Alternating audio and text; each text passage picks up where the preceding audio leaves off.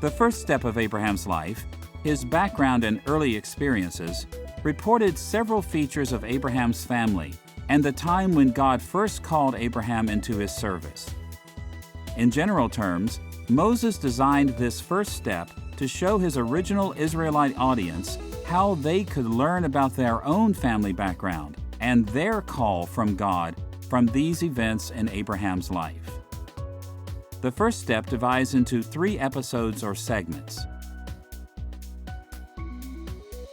The life of Abraham begins with a genealogy that presents Abraham's divinely favored lineage in chapter 11, verse 10 through verse 26. These verses establish that Abraham was a climactic character in the family of Shem, a family that held a favored status before God as God's special chosen people.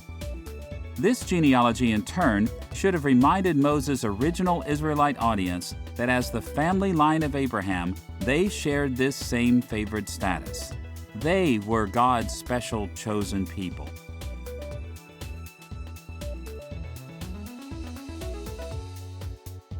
The second episode of Abraham's background and early experiences is another genealogy in chapter 11, verse 27 through verse 32. In a nutshell, this passage depicts Terah as an idolater who attempted to go to the land of Canaan but failed. Moses' original audience easily would have seen the similarity between Abraham's circumstances and their own. Their parents had been involved in idolatry and had failed to reach the land of Canaan as well. So just as Abraham had to avoid repeating his father's failures, the Israelites who followed Moses also had to avoid repeating the failures of their fathers and mothers, the idolaters of the first generation of the Exodus, who failed to reach Canaan. Abraham's background and early experiences then moved to the story of Abraham's migration to Canaan in chapter 12, verse 1 through verse 9. God called Abraham to the land of Canaan, and Abraham obeyed the call of God despite many difficulties.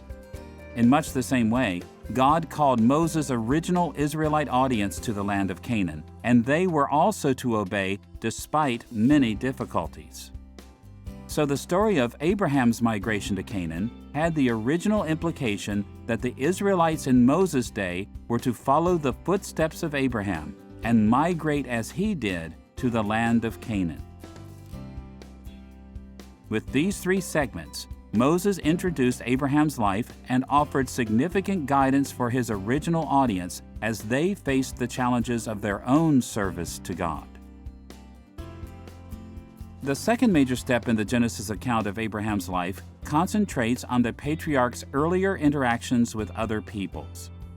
These chapters depict the patriarch interacting with other groups of people in a variety of ways to guide the original Israelite readers as they interacted with others. In the first episode, Moses described Abraham's deliverance from Egypt in Genesis chapter 12, verse 10 through verse 20. You'll recall that the patriarch sojourned in Egypt because of a famine, but God delivered him from Egyptian bondage by sending diseases on Pharaoh's house. Because of God's great deliverance, Abraham left Egypt with many riches and never returned. Abraham learned very clearly that Egypt was not his home. Moses' original Israelite readers could see that their own experiences reflected many aspects of Abraham's story. They had gone to Egypt because of a famine. They had also been delivered when God sent diseases on the Egyptians, and they had left Egypt with many riches from the Egyptians. Unfortunately, as the Israelites faced difficulties in their travels, many of them began to idealize life in Egypt and wanted to return. This episode should have made it clear to the original audience that Egypt was not their home. They were to remember how God had graciously delivered them and to leave Egypt and the Egyptians far behind. The second segment of Abraham's earlier interactions with others is the story of his conflict with Lot in chapter 13, verse 1 through verse 18.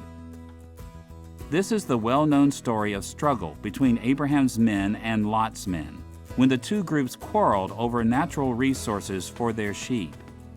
In this struggle, Abraham treated Lot with kindness, allowing Lot to live in peace in the land he chose. The original readers of Genesis would have had little trouble understanding what this story meant for them. According to Deuteronomy chapter 2, as they traveled toward the Promised Land, Moses commanded the Israelites to treat Lot's descendants with kindness, to let them live at peace in their ancestral land. In effect, Abraham's kind treatment of Lot showed the Israelites how to treat the Moabites in their day.